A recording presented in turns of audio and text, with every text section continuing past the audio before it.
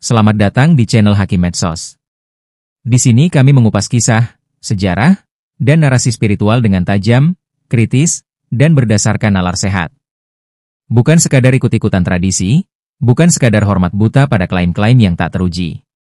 Hari ini, kita akan membedah secara menyeluruh kisah karomah Habib Soleh Tanggul, tokoh yang banyak diagungkan, namun sedikit yang berani bertanya, dari mana semua cerita itu berasal?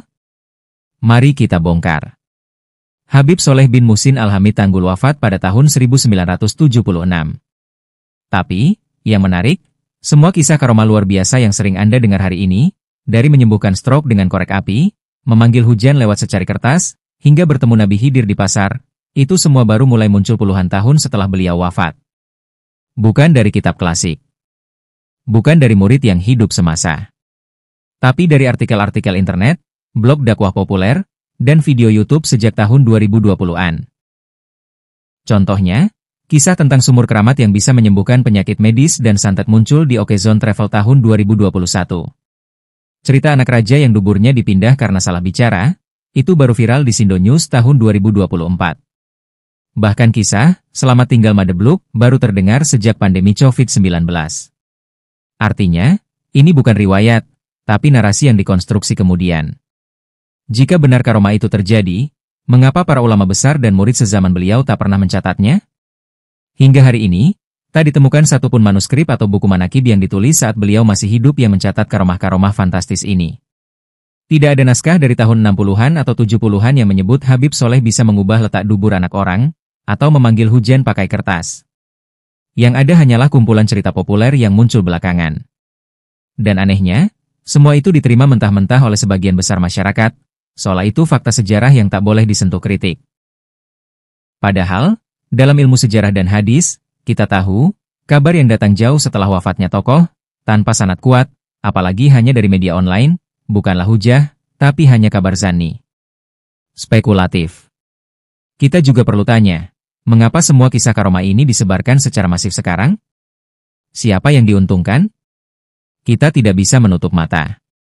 Cerita-cerita ini memberikan aura karismatik berlebih kepada satu golongan tertentu, keturunan Hadramaut, para Habib, khususnya yang berada di lingkaran Ba'alawi. Dengan menampilkan Habib Soleh sebagai wali besar, kutub zaman ini, yang makamnya ramai diziarahi, air sumurnya dianggap berkah, dan suaranya menyembuhkan penyakit, maka pengaruh sosial dan keagamaan kelompok ini makin kuat. Di saat yang sama, masyarakat pelan-pelan mulai melupakan para ulama Nusantara yang tak kalah hebatnya, Wali Songo, ulama pesantren, para pejuang kemerdekaan yang berbasis kultural Jawa, Sunda, Bugis, Banjar, dan lain-lain. Mereka yang dakwahnya membumi, tapi tidak mengandalkan kisah karomah fantastis. Ini bukan kebetulan. Ini strategi. Semakin banyak masyarakat mempercayai karomah mistis tanpa dalil, semakin besar peluang dominasi kultural dan ekonomi keagamaan kelompok tertentu. Fenomena ini juga berhubungan dengan tren hijrah spiritual di era digital. Banyak orang yang baru mengenal agama, langsung dicekoki dengan kisah-kisah karomah.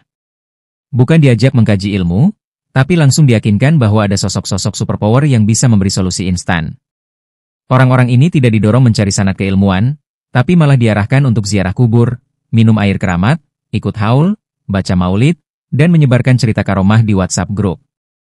Ini bukan dakwah, ini marketing spiritual. Dan sayangnya, masyarakat awam tidak punya cukup keberanian untuk bertanya, apakah semua ini sesuai dengan akidah dan syariat, ataukah hanya dibungkus dengan bahasa agama tapi substansinya hurafat? Umat ini harus bangkit. Kita harus kembali kepada ajaran yang berbasis ilmu, bukan kisah dongeng. Jika memang Habib Soleh seorang alim besar, itu cukup kita hormati. Tapi jika ada yang menjual nama beliau dengan cerita-cerita yang tak pernah terbukti, lalu menjadikannya alat kontrol sosial, maka kita berhak mengkritik. Bahkan wajib.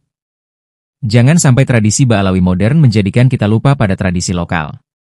Jangan sampai kita sibuk memuliakan cerita sumur keramat, tapi melupakan perjuangan Sunan Kalijaga, Sunan Bonang, atau KH Hashim Asy'ari yang benar-benar berjasa membentuk identitas keislaman Nusantara.